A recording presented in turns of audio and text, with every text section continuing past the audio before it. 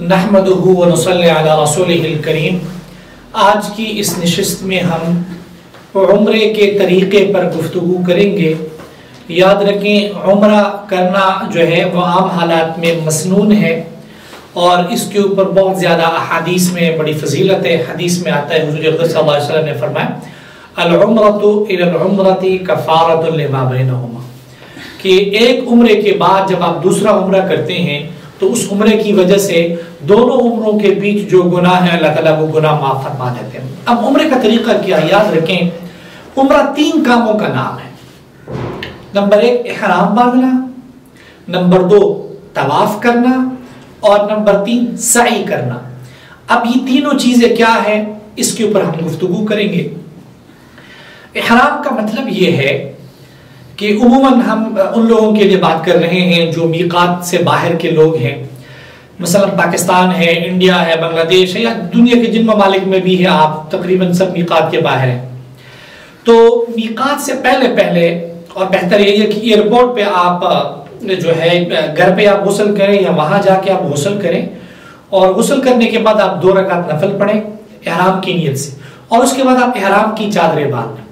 याद रखें, इहराम की चादरें बांधना ये सिर्फ इहराम बांधना नहीं है, बल्कि इहराम की चादरें बांधने के बाद जहाज के अंदर या इंतजारगाह में जब आप तलबिया करेंगे और आप नियत करेंगे तो आप इहराम मुहर्रिम कहलाएंगे, इहराम वाले कहलाएंगे और इहराम की पाबंदी जो है वो आपके ऊपर लागू होगी।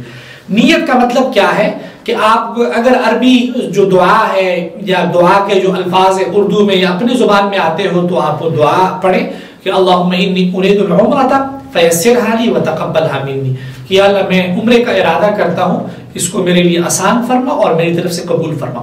लेकिन अगर आपको ये अल्फाज याद न भी हो तो आप अपनी जुबान में बस आप ये नियत करें कि मैं उम्रे का इरादा कर रहा हूँ, या अल्लाह मेरी तरफ से इसको कबूल फरमा। और साथ में अब तलबिया पढ़ना एक बार जरूरी है ताकि आपका जो इहराम है वो मुकम्मल हो जाए। तलबिया के अल्फाज आप याद करें, लब्बैक अल्लाहुम्मा लब्बैक, लब्बैक ला शरीक लक लब्बैक, इन्नल हम्द वन निअमत लक वल मुल्क ला शरीक लक।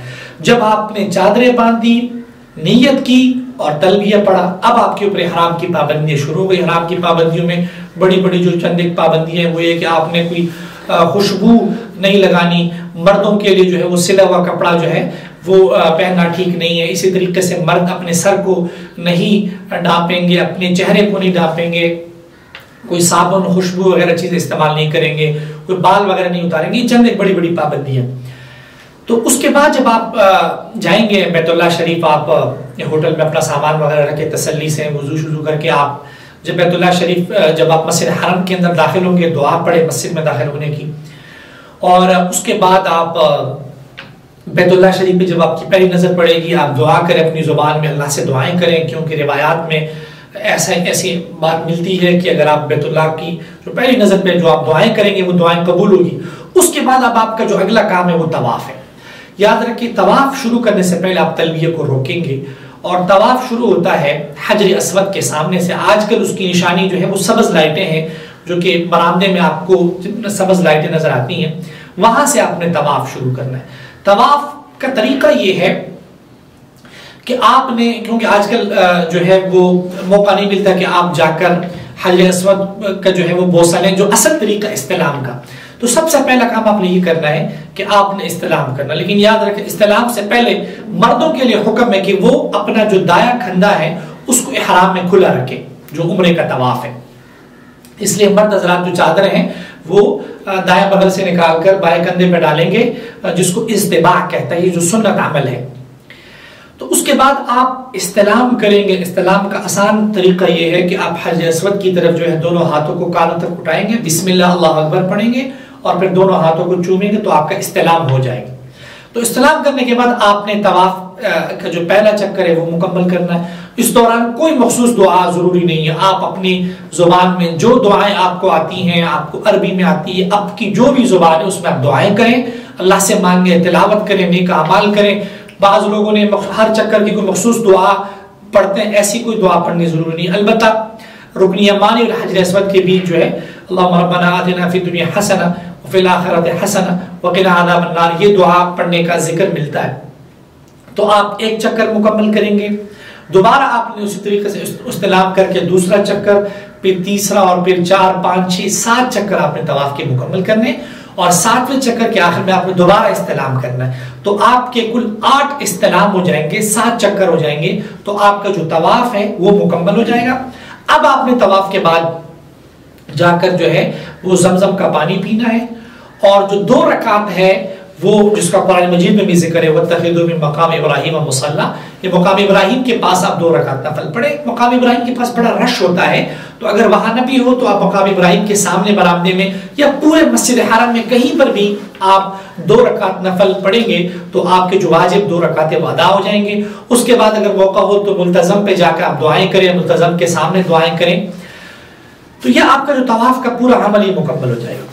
उसके बाद उन्हीं बरामदों में आजकल जो सफा मरवा की जो जगह है वो उन्हीं बरामदों में आप किसी से पूछेंगे तो आपने सफा से शुरू करना है। सफा मरवा के जो 7 चक्कर है वो आपने मुकम्मल करना है, इसको सई का अमल कहते हैं, और याद रखिए ये उम्रे के अंदर वाजिब है। तो सफा से आप शुरू करेंगे। वैसे बेहतर तो ये कि आप सफा में भी जाकर बैतुल्लाह की तरफ मुंह करके दुआएं करें, मरवा में भी आप दुआएं करें। तो सफा से जाकर मरवा आपका 1 चक्कर मुकम्मल होगा।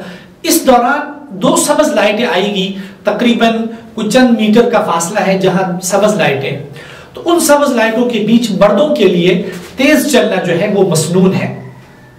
तो आपने इस तरीके से 7 चक्कर मुकम्मल करने। पहला चक्कर आपका शुरू होगा सफा, मरवा तक 1 चक्कर मुकम्मल होगा, और इसी तरीके से मरवा पे जाकर आपके 7 चक्कर जो है मुकम्मल होंगे। एक बात मैं बताना भूल गया, वो तवाफ के अंदर मर्दों के लिए जो पहले 3 चक्कर है उसमें जो है वो थोड़ा सा अकड़ के चलना, जिसको रमल कहते हैं, वो मसनून है।